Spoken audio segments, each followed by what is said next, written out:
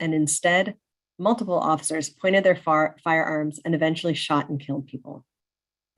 But it's not just deadly force.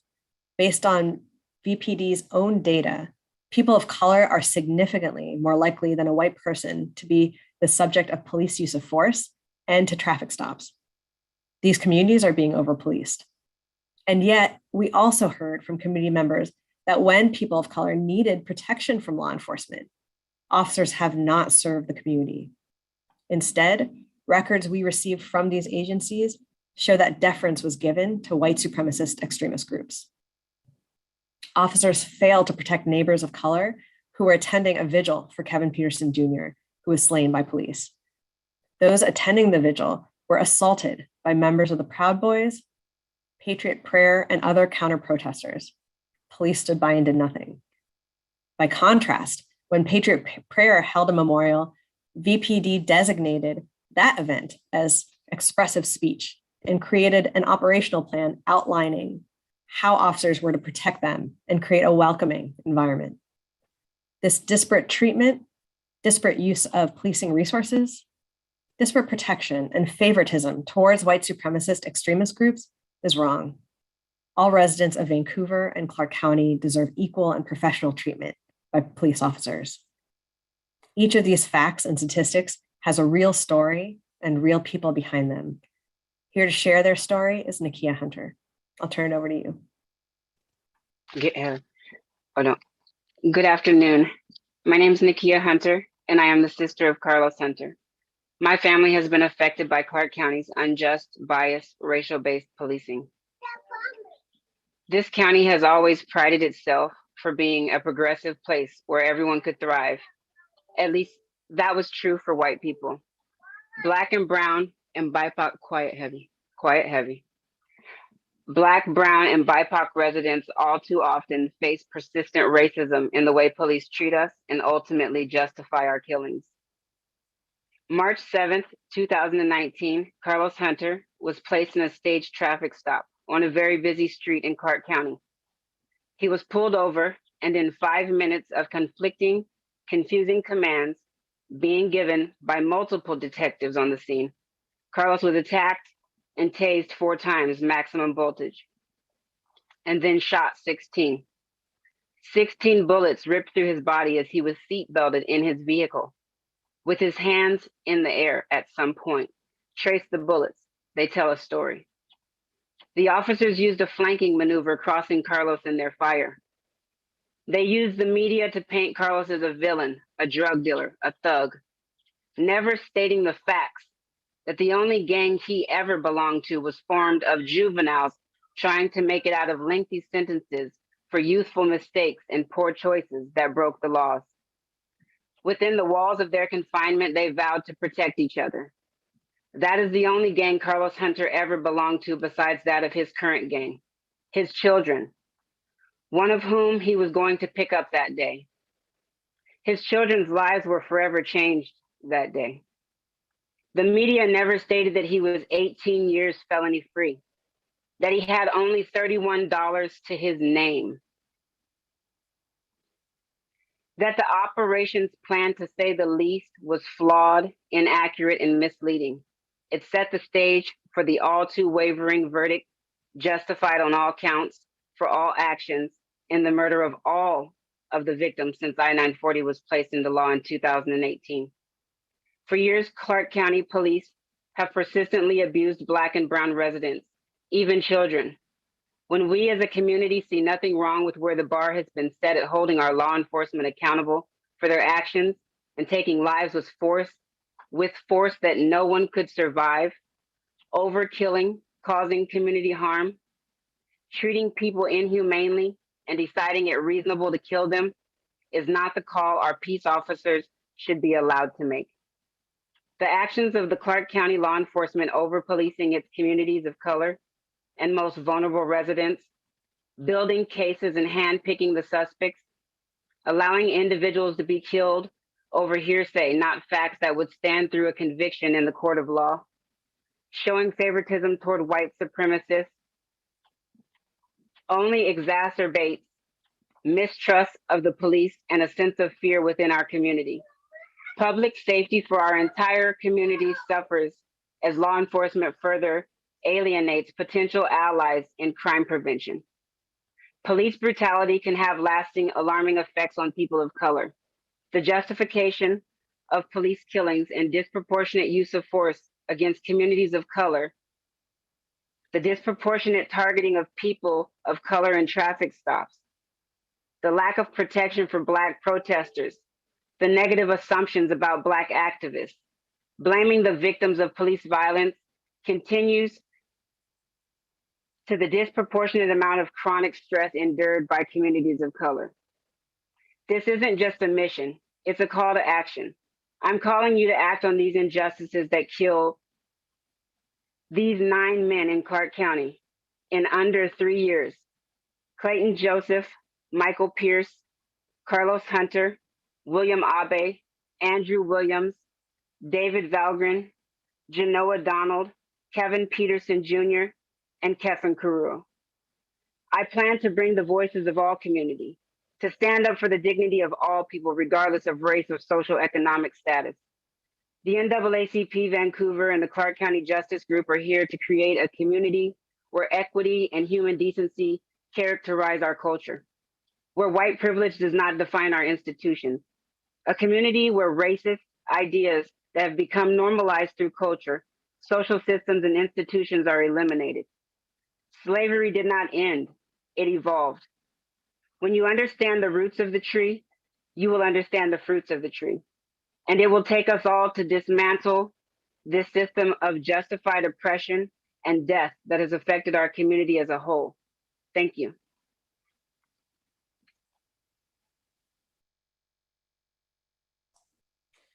Thank you, Nikia. Up next, we have Kevin Peterson Sr. In 2020, Clark County Sheriff's deputies killed his son, Kevin Peterson Jr. He will talk about that loss, as well as the horrific day where a group of white supremacists assaulted mourners at a vigil for his son, and the lack of response from law enforcement. Kevin.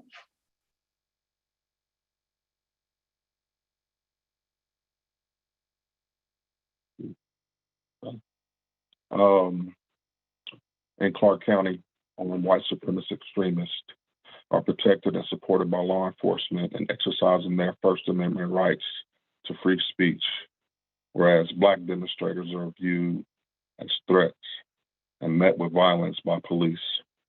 Despite a national and local trend of armed white supremacist groups, as Proud Boys and Patriot Prayer, disrupting anti-brutality protests and visuals. We've seen, well, me and my family have seen with our own eyes at my son's visual last year. Proud Boys across the street, walking up and down the streets with their firearms visible, antagonizing all the people that were sitting there, coming to show support for my family and my son. No police presence at all. I feel like that needs to be changed because, we had a second visual downtown Vancouver, and we walked to the sheriff's office, and all you could see was sheriff's police everywhere, blocking off our routes, which way we could go, which way we couldn't go, etc. So things like that needs to be changed. The loss of my son is tremendous. Him running away from law enforcement, being shot from behind and killed without going through a step progression to de-escalate the situation needs to be changed. All law enforcement across the nation, across the world, needs to go through a step progression when it comes to situations if their life is not in danger. My son lost his life and left a daughter here that I have to look after now. My granddaughter.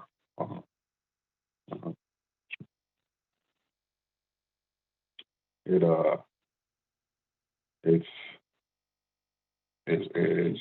hurts because I get to see her grow up, but see his face through her.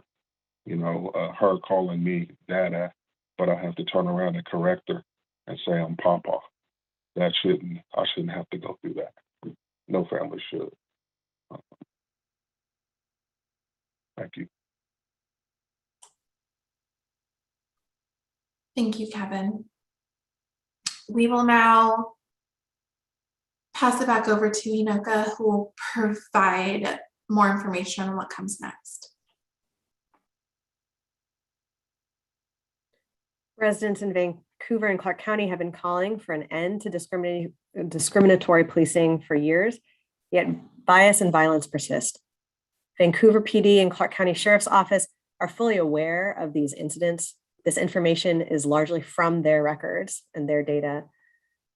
But leaving the departments on their own has not solved the problem. We are not seeing change come from within. In 2019, the City of Vancouver commissioned the Police Executive Research Forum to review VPD's policies and practices around use of force. They did an extensive review and provided ample feedback. And despite that, 2 years later, people continue to be killed and practices don't seem to be changing. This year, our state legislature passed new laws that have resulted in a 60% decline in police killings across Washington. And yet in Clark County, someone was killed a month ago, and officers fired shots at multiple homes in the middle of the night while people slept. We are calling on the DOJ to investigate because we are calling for change. Federal intervention is required to bring about the change Clark County residents demand and deserve, so that all residents are safe and have equal treatment. So what does this request to DOJ mean? Our organizations are calling on the DOJ to open up a civil rights pattern or practice investigation into VPD and CCSO to examine the use of excessive force and discriminatory policing. Rather than looking at one incident at a time or looking at individual officers, DOJ can use this tool to root out police departments' systemic problems.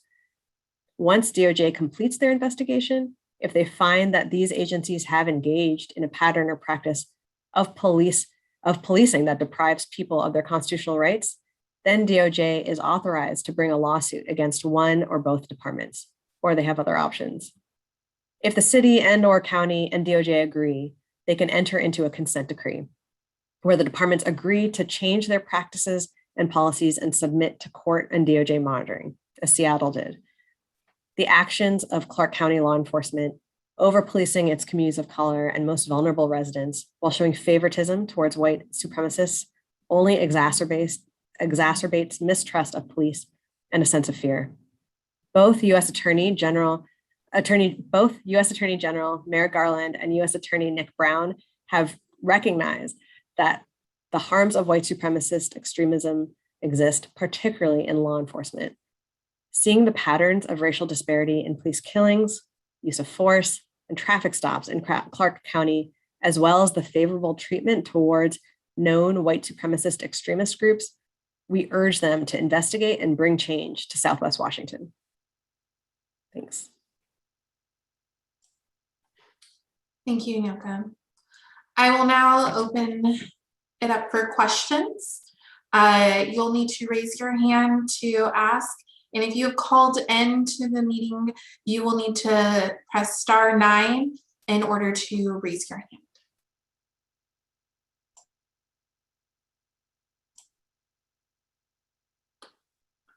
Well, the first hand I see raised is Maxine Bernstein.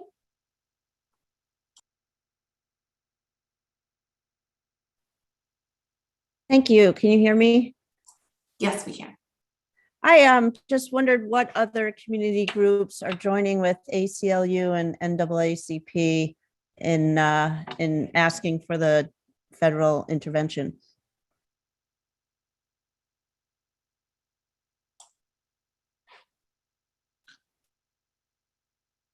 Yes, we have 21 other organizations that have signed on. Some of those including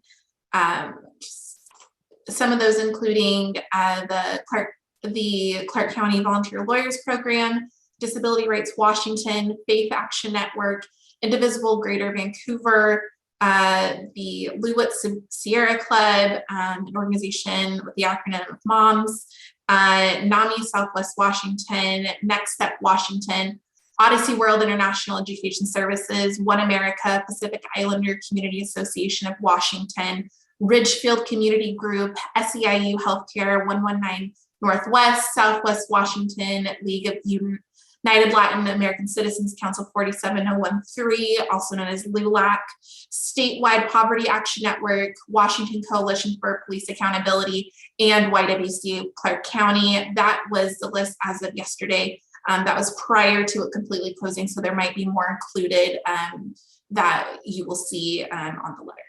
Thank you.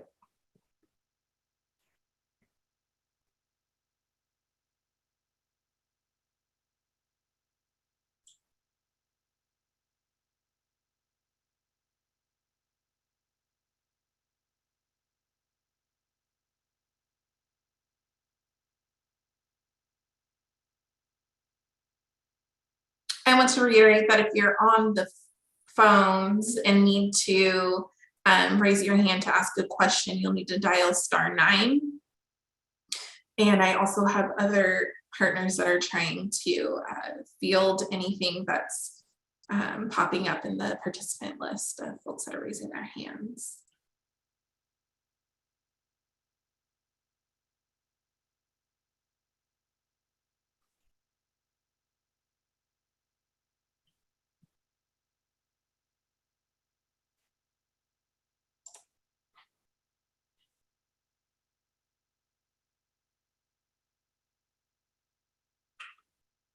Maxine, I see your hand raised.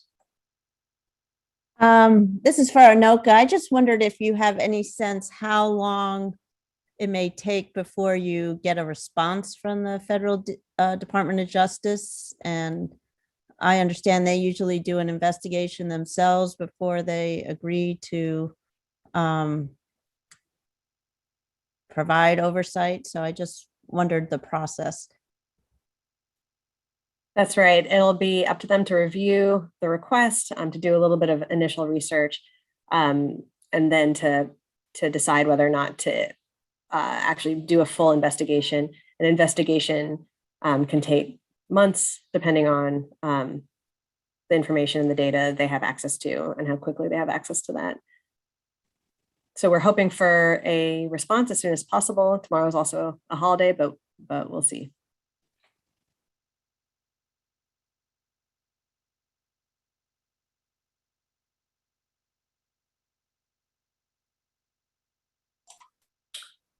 Troy Bernelson.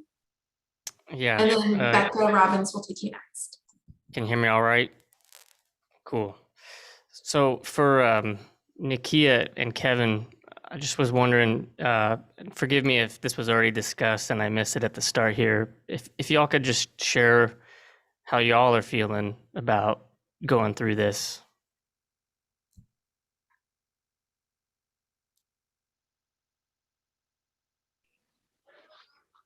I would just say that the experience since my brother has been murdered has been waves of ups and downs. Some days there are triumphs, some days there are great letdowns. Other days, just the reality of the situation are very heavy. I'm very appreciative of the people that came together in the vision of justice and truth for all. And so it is my honor to see this through. And that's how I feel.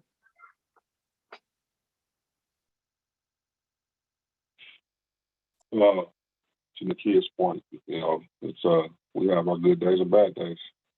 We come together as a family and just try to encourage one another to stay positive.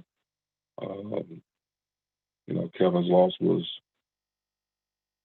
a huge blow to our family. That's something that we never expected. But again, but thanks to everyone who is pushing for justice for all the people that's involved in this situation.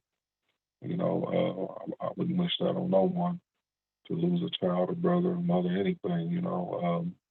You get one chance at this thing we call life, and to lose a son at a young age, it's hard.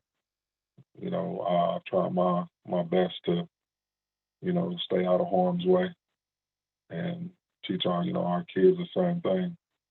You know, but I'm pushing for justice. It's hard, but we'll stay strong and see what happens. Thank you, Kevin. Becca Robbins.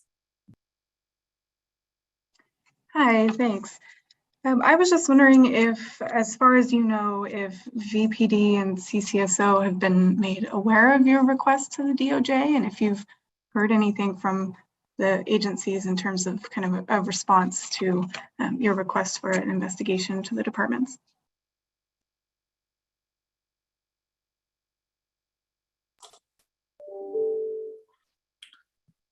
At this time, they have not been made aware until this moment, so no, we have not received a response from them.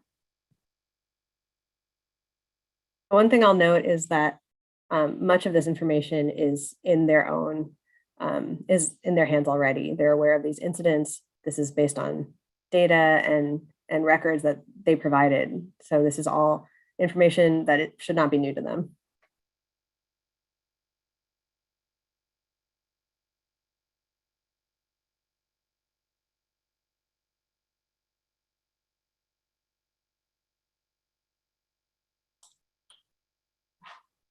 Okay, we are gonna wrap for questions soon, unless I see another hand raised. Are there any other final remarks?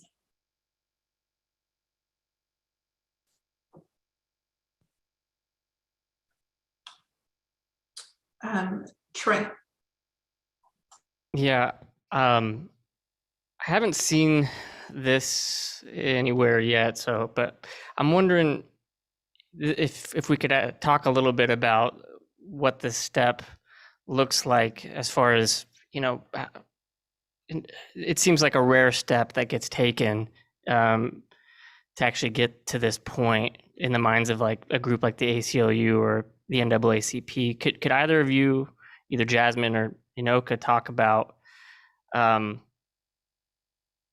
the prevalence or lack thereof to get to this point with a region with a law enforcement coverage area?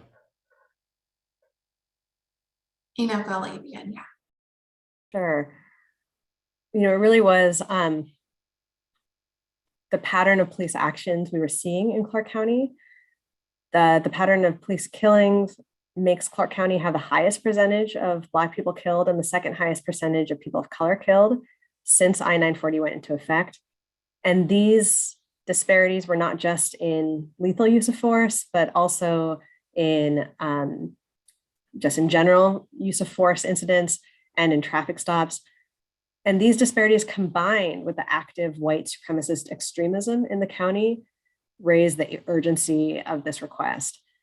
And, you know, during this same time period, you know, when you just look at the raw numbers, more people were killed in King County. But when you adjust for population, there's actually a greater risk of being killed by law enforcement in Clark County.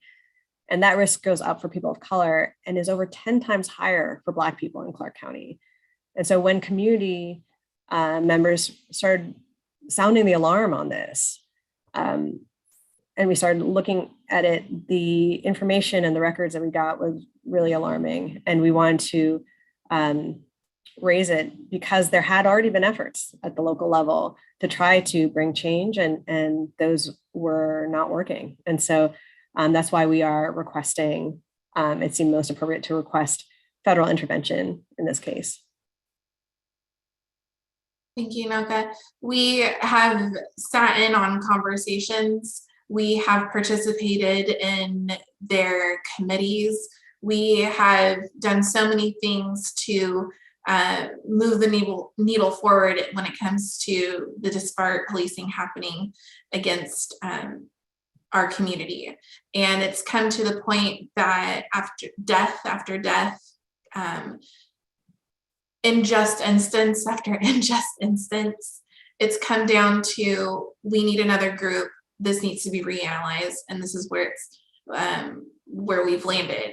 At the end of the day, all residents of Vancouver and Clark County, regardless of race, housing status, or mental health status, deserve fair, equal, and professional treatment by police, and no one should have to live in fear, which is happening right now. People are living in fear that their life could be unjustly taken in a police encounter. Becca Robbins, I see your hand raised. Hi, thanks again. I was just wondering if maybe you could touch on sort of how long this step of going to the federal level has been in the works, if this was something that NAACP and the ACLU and other organizations have been talking about, for the past few years now, or if this step kind of was put on the table in light of the most recent shooting of Kefin Kuro, and if that was sort of the catalyst for this step, or kind of when this idea sort of was on the table. I can start off. For years, we've been working towards this. We've been working towards resolving these issues in our community, but I am going to punt over to Anoka to speak about this process that led to this specific letter. Yeah, I'd echo that. Over the years, as we've been hearing about these incidents, this hasn't been the first time we're hearing about it, and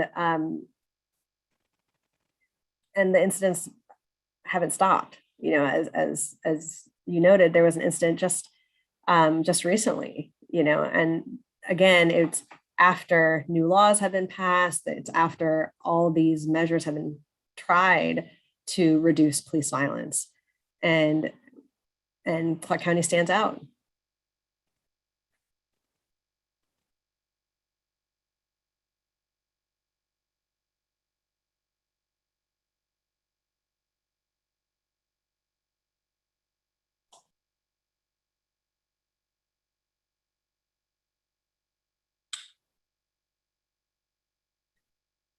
Okay, if there aren't any more questions, then we will come to a close.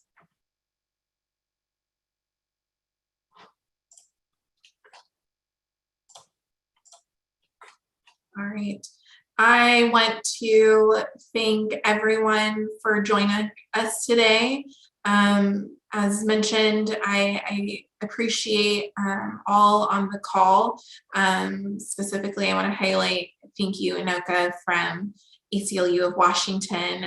Thank you, Kevin Peterson Sr., who has experienced so much trauma because of the police in this county. And thank you, Nakia Hunter, who also serves as the NAACP Legal Redress Chair. And I thank you for your activism, and I thank you for your vulnerability on this call today, as you had to speak on the killing of your brother, Carlos Hunter. Thank you, everyone, and we will now close.